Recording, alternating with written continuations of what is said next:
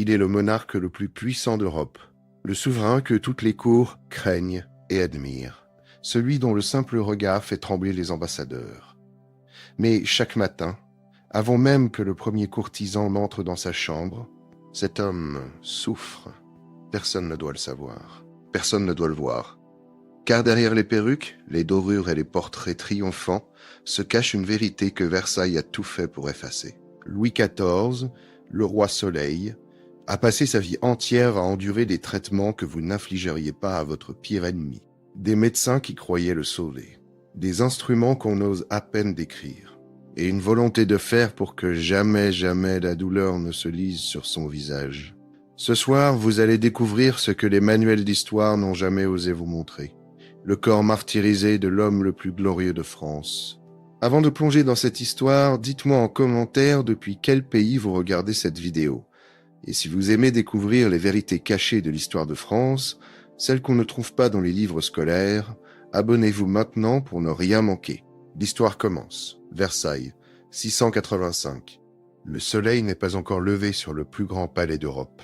Dans les couloirs glacés, des valets s'activent en silence. Ils portent des bassines d'eau chaude, des linges propres, des flacons aux odeurs âcres. Car dans quelques minutes, le rituel le plus codifié du royaume va commencer, le lever du roi. Dans l'antichambre, une centaine de courtisans attendent déjà. Ils ont quitté leurs appartements avant l'aube, enfilé leurs plus beaux habits, ajusté leurs perruques avec soin. Être présent au lever du roi est un honneur suprême. Ceux qui y assistent peuvent espérer une faveur, un regard, peut-être même un mot du souverain. Alors ils patientent, debout, dans le froid du petit matin. Mais ce qu'ils ignorent, c'est que de l'autre côté de cette porte, avant même qu'il ne soit autorisé à entrer, Louis XIV a déjà subi son premier traitement de la journée, un lavement. Chaque matin, ou presque, le roi Soleil commence sa journée par une purge intestinale. Un valet introduit un tube dans son corps et injecte un liquide tiède, censé nettoyer ses entrailles. Louis XIV reste allongé, immobile, le temps que le traitement fasse effet. Puis il se lève, fait ses besoins dans une chaise percée, et seulement après, le cérémonial peut commencer. Cela vous choque. Mais pour les médecins du XVIIe siècle, c'est la routine. Ils croient dur comme fer à la théorie des humeurs héritée des médecins grecs Hippocrate et Galien. Selon cette doctrine, le corps humain est gouverné par 4 liquides. Le sang, la bile jaune, la bile noire et le flegme. Quand ces humeurs sont en équilibre, l'homme est en bonne santé. Quand elles se déséquilibrent, la maladie s'installe. Et comment rétablir l'équilibre? En évacuant le surplus. Par tous les moyens possibles. C'est ainsi que Louis XIV, tout au long de sa vie, a subi des milliers de lavements. Les historiens estiment qu'il en a reçu près de 2000 par an à certaines périodes. 2000. Cela représente plus de 5 lavements par jour en moyenne. Un chiffre qui dépasse l'entendement. Mais ce n'est pas tout. Au lavement s'ajoutent les saignées. Régulièrement, les médecins du roi lui ouvrent une veine du bras ou du pied pour évacuer le sang qu'ils jugent corrompu. Ils utilisent une lancette, un petit instrument tranchant, et laissent couler le liquide rouge dans un récipient. Parfois quelques cuillères, parfois plusieurs centaines de millilitres. Louis XIV a été saigné des dizaines de fois chaque année pendant des décennies. Et puis, il y a les potions. Des décoctions amères à base de plantes, de racines, parfois de substances toxiques comme l'antimoine. Le roi doit les avaler sans broncher, même quand elles lui retournent l'estomac. Ces médecins sont convaincus que ces breuvages chassent les mauvaises humeurs. En réalité, ils l'empoisonnent à petit feu. Comment savons-nous tout cela avec une telle précision? Grâce à un document exceptionnel, le journal de la santé du roi. Ce journal a été tenu par les premiers médecins de Louis XIV pendant plus de 60 ans, de 647 à 1711.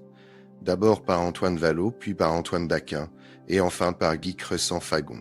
Chaque jour, ces hommes ont consigné avec une minutie obsessionnelle tout ce qui concernait le corps du souverain. Ses maux de tête, ses indigestions, ses fièvres, ses selles, ses urines, ses humeurs. Rien n'échappe à leurs plumes. Ce document, conservé aujourd'hui à la Bibliothèque nationale de France, est une fenêtre unique sur l'intimité la plus secrète du roi Soleil. Et ce qu'il révèle est stupéfiant. Louis XIV n'a presque jamais connu un seul jour sans douleur, un seul jour sans traitement, un seul jour de paix dans son propre corps. Mais pour comprendre pourquoi le roi a passé sa vie à souffrir, il faut remonter au commencement. À sa naissance même, nous sommes le 5 septembre 1638, au château de Saint-Germain-en-Laye. Après 23 ans de mariage stérile, la reine Anne d'Autriche donne enfin un héritier à Louis XIII. L'enfant est baptisé Louis Dieudonné. Louis donné par Dieu. Un nom qui dit tout de l'attente et de l'espoir qu'il porte sur ses frêles épaules. Car le petit Louis est un enfant fragile. Les témoignages de l'époque le décrivent comme chétif, souvent malade, sujet aux fièvres et au rhume. Sa mère, terrifiée à l'idée de perdre ce fils miraculeux, le couvre avec une attention maladive. Elle appelle les médecins aux moindres symptômes. Et les médecins, fidèles à leurs croyances, purgeant et saignent le petit prince, comme ils purgent et saignent tous leurs patients. À 9 ans, en 1647, Louis contracte la variole. Cette maladie terrible emporte des milliers d'enfants chaque année. Pendant plusieurs jours, la fièvre le dévore. Son corps se couvre de pustules. La cour retient son souffle. Si l'enfant meurt, la dynastie s'effondre. Mais Louis survit. Par miracle, disent les uns, grâce aux prières, affirment les autres. En réalité, son jeune organisme a simplement été plus fort que le virus. Mais la variole a laissé des traces. Le visage du futur roi Soleil reste marqué par de légères cicatrices que les portraitistes officiels ne montreront jamais. Toute sa vie, Louis XIV utilisera des fards et des poudres pour dissimuler ses imperfections. Le masque de la majesté commence déjà à se construire. Puis vient 1658. Louis a 20 ans. Il est jeune, vigoureux, passionné de chasse et de danse. Mais lors d'un séjour à Calais, une fièvre brutale le terrasse. Les médecins diagnostiquent une fièvre typhoïde. Pendant plusieurs jours, le jeune roi oscille entre la vie et la mort. On le purge violemment. On le saigne jusqu'à l'épuisement. On lui administre de l'antimoine, un vomitif si puissant qu'il provoque des convulsions. Louis survit une nouvelle fois. Mais les historiens de la médecine sont formels. Ces traitements de choc, administrés sur un organisme déjà affaibli par la maladie, ont probablement causé des dommages irréversibles. Les saignées répétées ont provoqué une anémie chronique dont le roi ne se remettra jamais totalement. Les purges ont déséquilibré sa flore intestinale pour le reste de sa vie. À 20 ans, sans le savoir, Louis XIV porte déjà en lui les germes de toutes ses souffrances futures. Et pourtant, quand il sort de cette épreuve, personne ne voit sa fragilité. Les courtisans admirent sa prestance. Les ambassadeurs louent sa majesté. Les peintres immortalisent son regard perçant et son port altier. Le roi Soleil est né, et il va régner pendant plus d'un demi-siècle. Mais dans l'ombre de cette gloire, un calvaire silencieux a commencé. Un calvaire qui va bientôt prendre une forme terrifiante. Car si Louis XIV a survécu à la variole et à la fièvre typhoïde, c'est une autre partie de son corps qui va devenir son supplice quotidien. Sa bouche, nous sommes maintenant en 1685. Louis XIV a 47 ans. Il est au sommet de sa puissance. Versailles est achevé dans toute sa splendeur. La galerie des glaces éblouit les visiteurs du monde entier. L'armée française est la plus redoutée d'Europe. Et le roi Soleil incarne à lui seul la grandeur du royaume. Mais chaque soir, quand les courtisans se retirent et que les chandelles s'éteignent une à une, Louis XIV se retrouve seul avec sa douleur. Une douleur lancinante, permanente, qui ne le quitte plus depuis des années. Une douleur qui vient de sa bouche. Le roi a les dents pourries. Ce n'est pas une exagération, ce n'est pas une image. C'est la réalité crue que le journal de la santé du roi décrit avec une précision clinique. Depuis des années, les dents de Louis XIV se carient les unes après les autres. Les caries creusent l'émail, atteignent la pulpe, provoquent des infections. Des abcès se forment dans ses gencives, gonflent, suppurent, éclatent parfois dans sa bouche. La douleur est si intense que certains jours, le roi peut à peine manger. Comment en est-on arrivé là? Les raisons sont multiples. D'abord, l'hygiène dentaire du XVIIe siècle est quasi inexistante. On ne se brosse pas les dents au sens moderne du terme. On se frotte parfois la bouche avec un linge, on mâche des herbes aromatiques pour masquer la mauvaise haleine, mais rien de plus. Les caries sont considérées comme une fatalité, un mal inévitable que même les rois ne peuvent éviter. Ensuite, il y a l'alimentation. Louis XIV est un mangeur gargantuesque. Les témoins de l'époque racontent avec stupéfaction les quantités de nourriture qu'il engloutit à chaque repas. 4 assiettes de soupe différentes, un faisan entier, une perdrix, une grande salade, du mouton au jus, 2 tranches de jambon, des pâtisseries, et tout cela arrosé de vin sucré et de liqueur. Cette alimentation riche en sucre et en acide est un désastre pour ses dents. Mais personne à l'époque ne fait le lien entre ce qu'on mange et la santé de sa bouche. Pendant des années, les médecins ont tenté de soulager le roi avec des remèdes dérisoires, des bains de bouche à base de plantes, des onguents appliqués sur les gencives, des clous de girofle à mâcher pour engourdir la douleur. Rien n'y fait. Les infections s'aggravent, les abcès se multiplient et les médecins finissent par prendre une décision radicale. Il faut arracher les dents malades. En 1685, les chirurgiens du roi commencent leur œuvre. Une à une, ils extraient les dents de la mâchoire supérieure de Louis XIV, sans anesthésie bien sûr. L'anesthésie n'existe pas. Le roi doit endurer chaque extraction en pleine conscience, sentir la pince qui agrippe sa dent, la torsion qui la déracine, le craquement quand elle cède enfin. Mais le pire n'est pas là. Le pire, c'est ce qui se passe après les extractions. Les chirurgiens de l'époque ne maîtrisent pas les gestes délicats de la dentisterie. Leurs instruments sont grossiers, leur technique brutale. En arrachant les dents du roi, ils arrachent aussi des morceaux de gencives, des fragments d'os, et surtout, ils perforent le palais. Vous avez bien compris. En voulant extraire les dents de Louis XIV, les chirurgiens ont créé un trou entre sa bouche et sa cavité nasale. Une communication anormale, une brèche qui ne devrait pas exister. Et cette brèche, il faut la refermer. Comment ? Avec la seule méthode que connaissent les chirurgiens du grand siècle. Du scourin droite méthode notable, la cautérisation au fer rouge. Le journal de la santé du roi nous donne les détails de cette torture. Les chirurgiens ont dû cautériser la plaie 14 fois.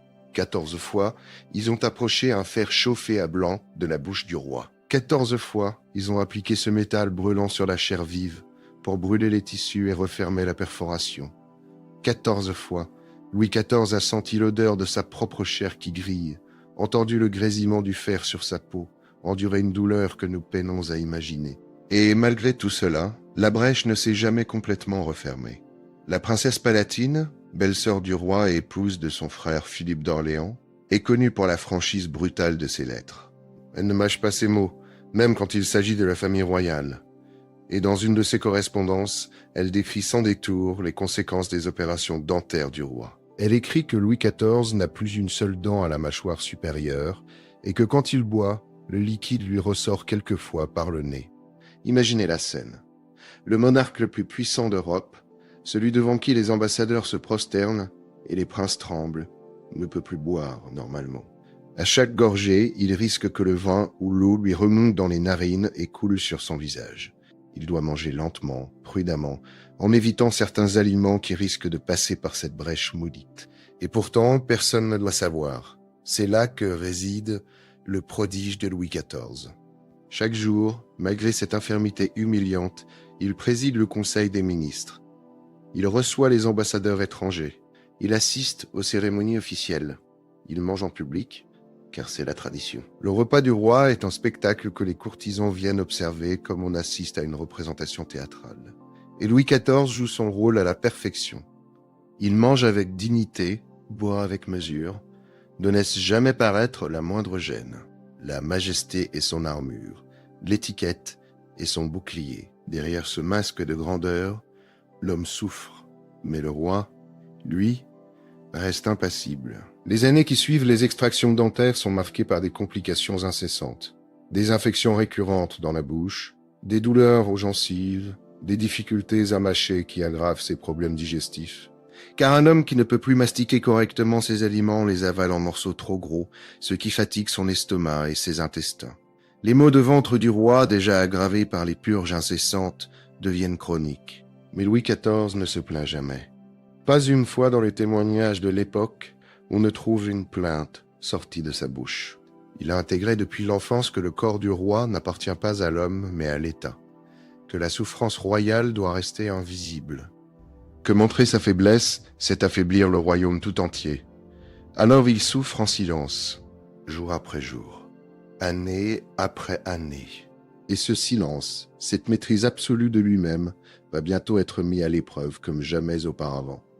Car en 1686, une nouvelle douleur apparaît. Une douleur encore plus intime, encore plus humiliante que toutes les autres. Une douleur qui va obliger le roi à affronter le bistouri d'un chirurgien dans une opération que personne, à l'époque, ne pensait survivable. Janvier 2686.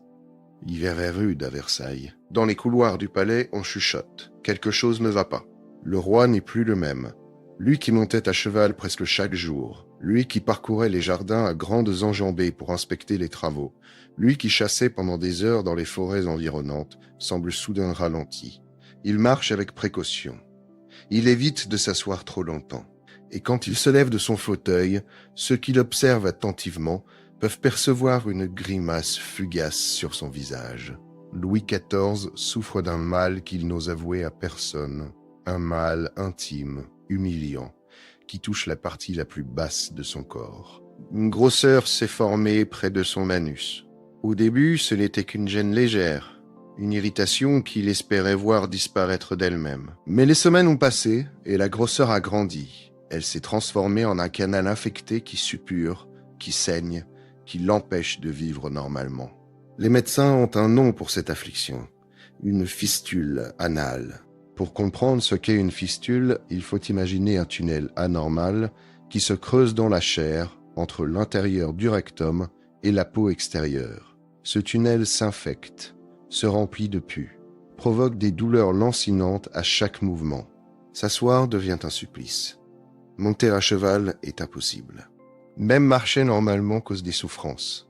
Et voilà le roi Soleil, le souverain le plus puissant d'Europe, celui qui incarne la virilité et la force, réduit à souffrir en silence d'une maladie que l'on ose à peine nommer. Car dans la France du XVIIe siècle, tout ce qui touche aux parties basses du corps est frappé d'un tabou absolu. On n'en parle pas, on ne l'évoque pas. Et surtout, on ne doit jamais savoir que le roi lui-même peut être touché par un mal aussi trivial, aussi vulgaire. Les médecins de la cour tentent d'abord des traitements conservateurs. Ils appliquent des cataplasmes sur la zone infectée, des onguents à base de plantes censées réduire l'inflammation. Ils prescrivent des bains de siège dans des eaux tièdes additionnées d'herbes médicinales. Ils multiplient les lavements, persuadés que purger les intestins aidera à guérir la fistule. Mais rien n'y fait. L'infection persiste. Le canal continue de suppurer. La douleur ne diminue pas. Les semaines passent, puis les mois, et la fistule s'aggrave. Le roi ne peut plus cacher sa souffrance. Il doit renoncer à certaines activités. Il ne monte plus à cheval, il évite les longues cérémonies où il faudrait rester debout pendant des heures. Les courtisans les plus perspicaces commencent à remarquer que quelque chose ne va pas. Les rumeurs se répandent dans les couloirs de Versailles. On murmure que le roi est malade, on spécule sur la nature de son mal. Et ces rumeurs, inévitablement, finissent par franchir les frontières du royaume. C'est là que la maladie du roi devient une affaire d'État. Louvois, le puissant ministre de la guerre, est le premier à comprendre le danger. Si les ennemis de la France apprennent que Louis XIV est affaibli, ils pourraient en profiter. L'Espagne, l'Empire des Habsbourg, les Provinces-Unies, l'Angleterre. Tous ces pays guettent le moindre signe de faiblesse du royaume français. Une maladie du roi pourrait les encourager à attaquer, à rompre les traités, à fomenter des complots. La santé du souverain n'est pas une affaire privée. Elle est un enjeu stratégique de première importance. Les médecins et les ministres se réunissent en secret. Ils examinent toutes les options. Et ils arrivent à une conclusion qui les terrifie tous. Il n'y a qu'une seule solution pour guérir le roi. Il faut opérer. L'opération de la fistule anale est connue des chirurgiens de l'époque. Elle consiste à ouvrir le canal infecté avec un bistouri, à gratter les tissus malades, à nettoyer la plaie pour permettre une cicatrisation saine. Sur le papier, la procédure semble simple, mais dans la réalité, elle est extrêmement dangereuse. Beaucoup de patients meurent sur la table d'opération, d'hémorragie ou de choc. D'autres survivent à l'intervention mais succombent dans les jours suivants à des infections foudroyantes. L'opération de la fistule, au XVIIe siècle, est un pari avec la mort. Et voilà qu'on propose de faire subir ce pari au roi de France. La décision est prise dans le plus grand secret. Louis XIV lui-même donne son accord. Il sait les risques. Il sait qu'il pourrait mourir sous le bistouri, mais il sait aussi qu'il ne peut pas continuer à vivre ainsi, diminué, souffrant, incapable d'assumer pleinement son rôle de souverain. Il préfère risquer sa vie que de régner en roi diminué. Reste à trouver le chirurgien capable de réussir cette opération. Le choix se porte sur Charles-François Félix, premier chirurgien du roi. Félix est un homme compétent, respecté dans sa profession. Mais il y a un problème. Il n'a jamais pratiqué l'opération de la fistule, pas une seule fois. Il en connaît la théorie, il a lu les traités qui la décrivent, mais ses mains n'ont jamais accompli ce geste précis sur un patient vivant. Et c'est là que commence l'un des épisodes les plus troublants de l'histoire médicale française. Félix demande du temps. Il ne veut pas opérer le roi sans être certain de maîtriser parfaitement son geste. On lui accorde 6 mois. 6 mois pour se préparer, 6 mois pour s'entraîner. Mais s'entraîner sur qui? Il lui faut des patients atteints de fistules anales, des corps sur lesquels perfectionner sa technique avant de toucher au corps sacré du souverain. Pendant les mois qui suivent, Félix parcourt les hôpitaux de Paris. Il cherche des malades, souffrant de fistules. Il les trouve dans les salles communes où s'entassent les indigents, les mendiants, les miséreux, que personne ne réclamera. Ces hommes et ces femmes, sans nom, sans famille, sans importance aux yeux du monde, vont devenir les cobayes du chirurgien du roi. Les historiens ont tenté de reconstituer ce qui s'est passé pendant ces 6 mois d'entraînement. Les chiffres varient selon les sources, mais on estime que Félix a opéré entre 75 et plus d'une centaine de patients. Certains ont survécu, d'autres sont morts sous son bistouri, victimes d'hémorragies incontrôlables ou d'infections fulgurantes. Leurs noms n'apparaissent dans aucune archive officielle. L'histoire ne les a pas retenus. Ils ont été sacrifiés pour que le roi vive. Savait-il ce qu'il risquait? Certains ont peut-être été recrutés avec la promesse d'un traitement gratuit, d'une guérison possible. D'autres ont peut-être été opérés sans vraiment comprendre qu'ils servaient de terrain d'exercice pour une opération royale. Nous ne le saurons jamais. Ce que nous savons, c'est que sans leur sacrifice, volontaire ou non, Louis XIV serait peut-être mort en 1685. Pendant ces mois d'entraînement, Félix ne se contente pas de perfectionner son geste. Il invente aussi un nouvel instrument, spécialement conçu pour l'opération qu'il prépare. Un bistouri à la lame courbe, adapté à l'anatomie particulière de la fistule, permettant d'inciser avec précision sans risquer de perforer les tissus environnants. Cet instrument sera plus tard baptisé le bistouri à la royale, en hommage à l'opération qu'il a vu naître. En novembre 3686, Félix est enfin prêt. Il a opéré des dizaines de patients. Il a affiné sa technique. Il a forgé son instrument. Le moment est venu d'affronter l'épreuve suprême. Le moment est venu d'opérer le roi de France.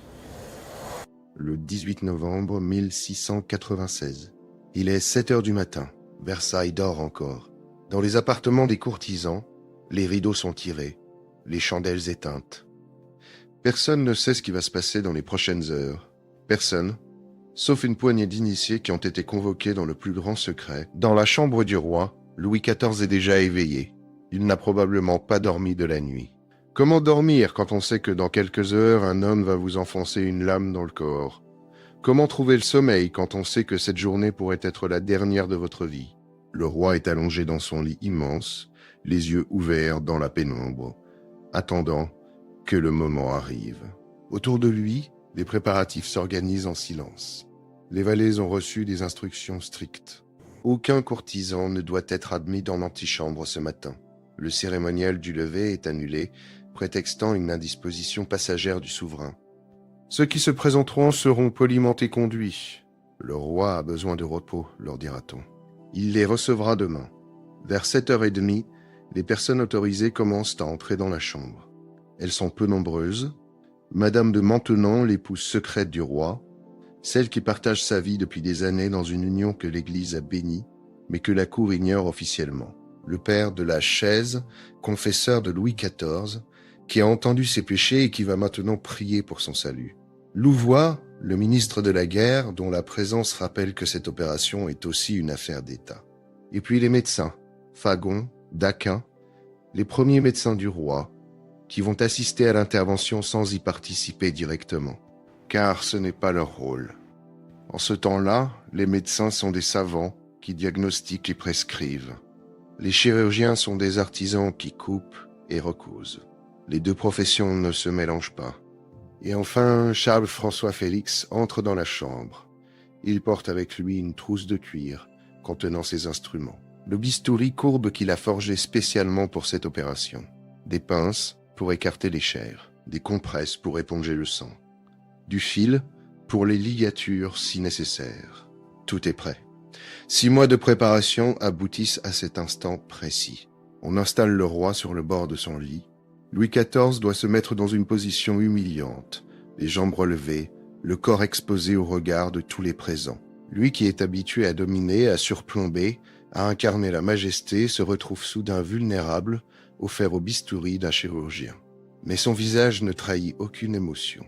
Il a passé toute sa vie à maîtriser ses expressions. Ce n'est pas aujourd'hui qu'il va faillir. Madame de Maintenon s'approche et prend la main du roi. Elle ne dit rien. Elle n'a pas besoin de parler. Sa présence suffit. Le père de la chaise commence à murmurer des prières à voix basse. Les mots latins emplissent la chambre comme un bourdonnement sourd. Louvois se tient en retrait, le visage fermé, conscient que les prochaines minutes vont décider du destin de la France. À 8 heures, Félix commence. Il écarte d'abord les chairs pour exposer la fistule. Le canal infecté est là, visible, suppurant, creusé dans la chair du roi, comme un tunnel maudit. Félix prend son bistouri courbe et commence à inciser. La lame pénètre dans les tissus vivants. Le sang coule immédiatement, rouge, sombre, abondant.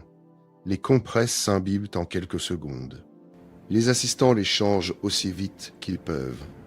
Louis XIV ne crie pas. C'est peut-être le détail le plus extraordinaire de toute cette opération. Alors qu'un homme lui découpe les chairs à vif, sans aucune anesthésie, sans aucun moyen d'atténuer la douleur, le roi reste silencieux. Selon les témoins présents dans la chambre, il murmure simplement, à plusieurs reprises, les mêmes mots. « Mon Dieu, mon Dieu ».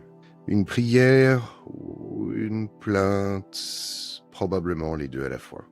Mais jamais un cri, jamais un hurlement, jamais une supplication pour que cela s'arrête. Félix travaille avec méthode. Il incise le canal de la fistule sur toute sa longueur. Il gratte les tissus infectés, retire les chairs nécrosées, nettoie la plaie aussi profondément qu'il le peut. Chaque geste provoque une nouvelle vague de douleur. Chaque coup de bistouri est une torture. Et le roi endure tout cela les yeux ouverts, pleinement conscient de ce qu'on lui fait. L'opération dure près de 3 heures. 3 heures pendant lesquelles Louis XIV reste immobile sur son lit, les chairs ouvertes, le sang qui coule, la douleur qui pulse à chaque battement de son cœur. 3 heures pendant lesquelles Félix s'acharne sur la fistule, recommence certains gestes, nettoie encore et encore pour s'assurer que toute l'infection est éliminée. 3 heures qui doivent sembler une éternité. Quand Félix pose enfin ses instruments, la chambre est silencieuse. On panse la plaie avec des compresses propres. On allonge le roi sur le ventre pour éviter toute pression sur la zone opérée. Et on attend. On attend de voir si le roi va survivre. On attend de voir si l'hémorragie va s'arrêter. On attend de voir si l'infection ne va pas emporter ce que le bistouri a épargné. Les premiers jours sont critiques. Louis XIV reste alité, incapable de bouger, souffrant le martyre à chaque changement de position. Les médecins surveillent la plaie avec anxiété. Ils guettent les signes d'infection, les rougeurs suspectes, les fièvres annonciatrices de complications.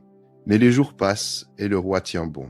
2 semaines après l'opération, Félix doit intervenir à nouveau. La plaie ne cicatrise pas correctement. Certains tissus restent infectés. Il faut rouvrir, nettoyer encore, cautériser. Louis XIV subit une 2e intervention, puis une 3e. À chaque fois, il endure sans se plaindre. À chaque fois, il montre ce courage surhumain qui force l'admiration de tous ceux qui l'entourent.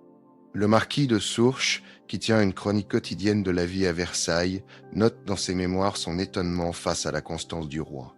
Il écrit que Louis XIV a souffert cette opération avec une fermeté admirable, sans proférer la moindre plainte, ce qui a surpris tous ceux qui étaient présents. Ce témoignage d'un contemporain nous montre à quel point le comportement du roi a impressionné son entourage. En décembre 1686, quelques semaines après l'opération, Louis XIV est guéri. La fistule a disparu. La plaie s'est refermée. Le roi peut à nouveau s'asseoir, marcher, monter à cheval. L'opération est un succès total. Félix est couvert d'honneur. Le roi lui offre une somme colossale et des terres qui font de lui un homme riche. Il est anobli, élevé au rang de seigneur. Son nom entre dans l'histoire comme celui du chirurgien qui a sauvé le roi Soleil. Mais c'est peut-être la réaction de la cour qui est la plus stupéfiante. Dans les semaines qui suivent l'opération royale, une mode étrange s'empare de Versailles. Tout le monde veut soudain se faire opérer de la fistule. Des courtisans qui n'ont jamais souffert du moindre mal se présentent chez des chirurgiens en prétendant être atteints. Certains exhibent de fausses cicatrices pour paraître courageux. Souffrir comme le roi est devenu un signe de distinction. La fistule, cette maladie honteuse dont on n'osait pas parler quelques mois plus tôt, est soudain à la mode. Cette anecdote en dit long sur la fascination qu'exerce Louis XIV sur son époque. Tout ce que le roi fait devient désirable. Tout ce que le roi subit devient honorable. Même la maladie, même la souffrance, même l'humiliation d'une opération intime deviennent des objets d'envie quand elles touchent le corps sacré du souverain. L'opération de la fistule a été un succès. Louis XIV a survécu. Il a vaincu une épreuve que beaucoup pensaient insurmontable. Mais cette victoire ne marque pas la fin de ses souffrances. Elle n'est qu'une étape dans un calvaire qui va se poursuivre pendant près de 30 ans encore. Car après 1686, le corps du roi continue de se dégrader, lentement, inexorablement, comme une forteresse qui s'effrite pierre après pierre. Les années passent et chaque année apporte son lot de nouvelles douleurs, de nouvelles humiliations, de nouveaux combats silencieux contre la maladie. La goutte devient son tourment quotidien. Cette maladie inflammatoire qui fait enfler les articulations et provoque des douleurs fulgurantes s'installe progressivement dans son corps. Ses pieds sont les premiers touchés. Certains matins, Louis XIV ne peut tout simplement pas poser le pied par terre. La douleur est trop intense. Ses orteils sont gonflés, rouges, brûlants au moindre contact. Il doit rester allongé pendant des heures, attendant que la crise passe. Puis la goutte remonte dans ses chevilles, ses genoux, ses mains. Le roi qui dansait autrefois, avec grâce dans les ballets de cour, peut à peine marcher certains jours. Les médecins continuent leur traitement, toujours les mêmes. Les saignées pour évacuer le sang corrompu, les purges pour nettoyer les entrailles, les potions amères censées rééquilibrer les humeurs, ils sont convaincus de bien faire. Ils appliquent scrupuleusement les préceptes de leur art, mais chaque traitement affaiblit un peu plus le roi. Chaque saignée aggrave son anémie. Chaque purge déséquilibre davantage son organisme. Sans le savoir, les médecins de Louis XIV le tuent à petit feu en essayant de le guérir. Les vertiges apparaissent dans les dernières années du règne. Le roi est pris de malaise soudain, d'étourdissement qui l'obligent à s'asseoir précipitamment. Parfois, il s'évanouit brièvement, perdant conscience pendant quelques secondes avant de revenir à lui. Les médecins parlent de vapeur qui monte à la tête. Nous parlerions aujourd'hui d'hypertension, de troubles circulatoires, de conséquences probables des saignées répétées qui ont appauvri son sang pendant des décennies. Et puis il y a les deuils, car le corps n'est pas seul à souffrir. L'âme aussi est mise à l'épreuve. Entre 1711 et 1714, Louis XIV voit mourir presque tous ses héritiers. Son fils unique, le grand dauphin, emporté par la variole. Son petit-fils, le duc de Bourgogne, terrassé par une fièvre mystérieuse, l'épouse de ce petit-fils morte quelques jours avant lui. Leur fils aîné, le duc de Bretagne, disparut à son tour. En l'espace de 3 ans, 4 générations sont fauchées. Louis XIV, qui a régné si longtemps, se retrouve seul, survivant improbable au milieu d'un cimetière familial. Son héritier est désormais un enfant de 5 ans. Son arrière-petit-fils, le futur Louis XV, un garçon fragile que le roi regarde avec un mélange de tendresse et d'angoisse. Si cet enfant meurt, la dynastie s'éteint. Tout ce pourquoi Louis XIV a lutté, tout ce qu'il a construit s'effondra. Malgré tout cela, le roi continue de régner. Il préside encore le conseil, même quand il doit être porté sur une chaise pour s'y rendre. Il reçoit encore les ambassadeurs, même quand la douleur déforme ses traits. Il incarne encore la majesté royale, même quand son corps n'est plus qu'une ruine. La volonté supplée à la chair défaillante. Le devoir transcende la souffrance. Saint-Simon, le mémorialiste impitoyable qui a décrit avec une plume acérée les ridicules et les faiblesses de Versailles, ne peut s'empêcher d'admirer cette constance.